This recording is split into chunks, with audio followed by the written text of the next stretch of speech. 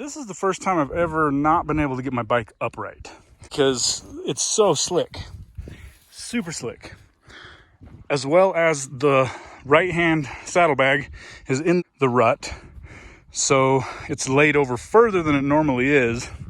The tires are on the high ground and the middle ground. I can't drag it over into the trench, it's too heavy. So yeah, this is the first time I've ever had to really go to really great lengths to actually get my bike righted. You can't get any traction here and put these sticks down, but the problem is normally your feet would be 6 more inches down further than that, but because of the orientation here on the rut, it's proven to be a total pain in the ass. So we're going to offload everything and dig this heap out of here. A little bit ironic just because just the other day a fella stopped me and asked me, well, how hard is it to pick up? And I was like, oh man, I've never not been able to pick it up. It's kind of heavy, but with the right techniques, you can pick it up. I've never been stuck in a scenario like this. And upon reevaluation, it's just one of those so slick spots that standing up on the pegs doesn't make much sense. So, of course, I was seated on the seat with duck walking it, and eventually reached a point where, yeah, she just started tipping over. So in this situation, we're only talking 50 yards, 100 yards. I should have just put the tires down in the trench, in the rut, and then kept my feet up higher. So I've never been kind of stuck in this scenario. So not too big a deal. I'm sure we'll get out of it, but I just got to get the tires dragged over here. But boy, she's still heavy, man. Oh God. And she's heavy and stinks. Fuel's coming out of probably the top of the gas can because she's about at least 3/4 full.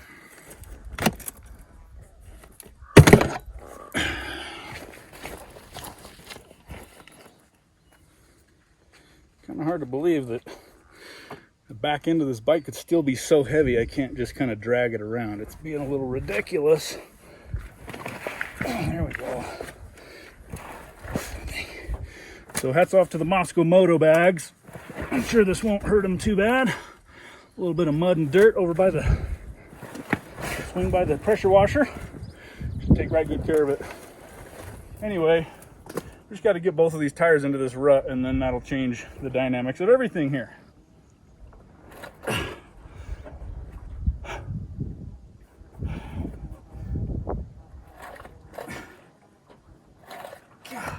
Come on, dude.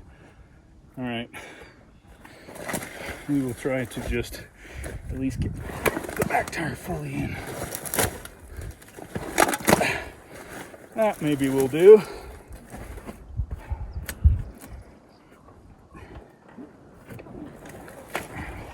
Well, we're partway there. Heel's just slipping and sliding right here. Give me a break, dude. Give me a break. Well, we're partway up. Oh my God.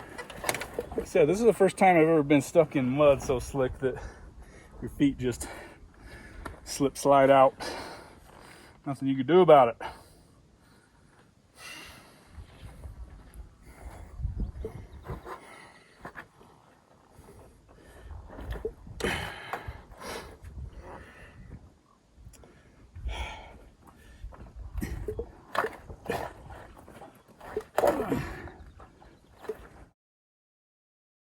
You gotta be kidding me. That's gonna be the only hope, man. One rear tire in the rut, the other one, it would have to move 3 feet over here, and it's just all the weight of the bike is sitting on this bar on the other side. So that's super awesome. Probably plant a few more sticks right here to stand on.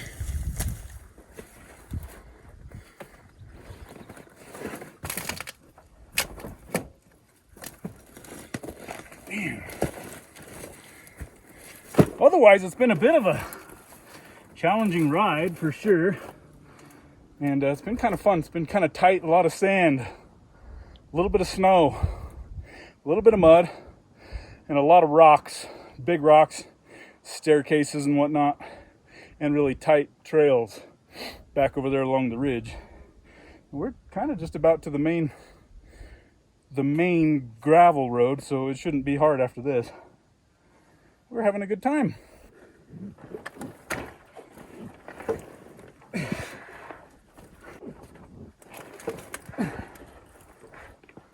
At least we were.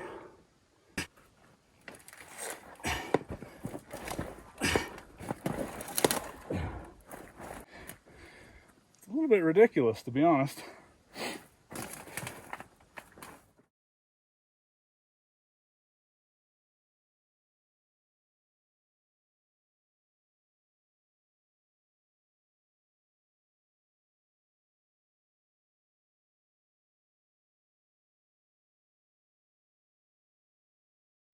All right, there you go. Turned it on, put it in neutral, fired it up, lowered the suspension all the way down. It was in the mid position for luggage. Got her up. Not too bad, hopefully, not too bad. Still got a long ways to go, I guess, now to get out of here. So let's get this thing down the road.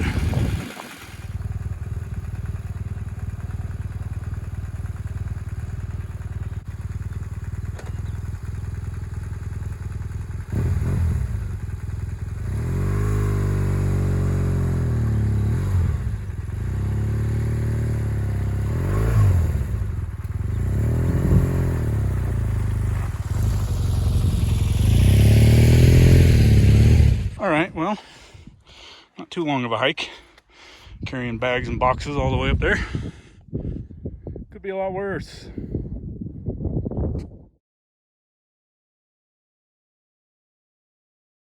So the only real concerning thing in this zone is on today is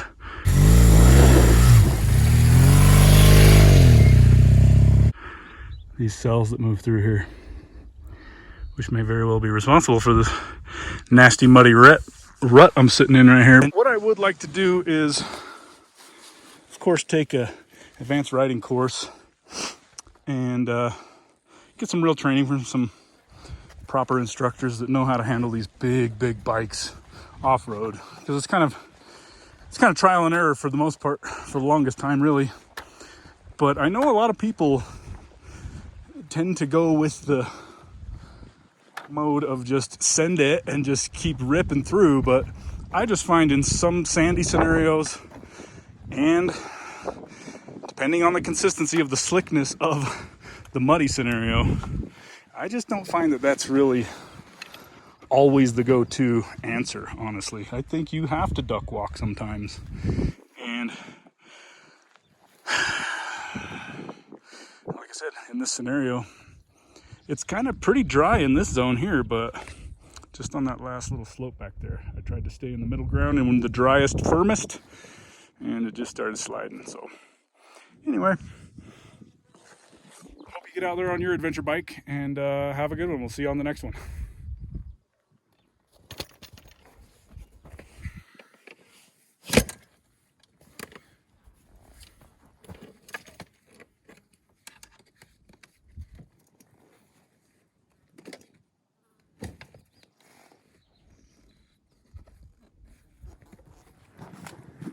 Yeah, cells are kind of hairy, huh? Particularly with lightning coming out of them. Let's see if we can get the hell out of here. Give mud, play adventure bike riding.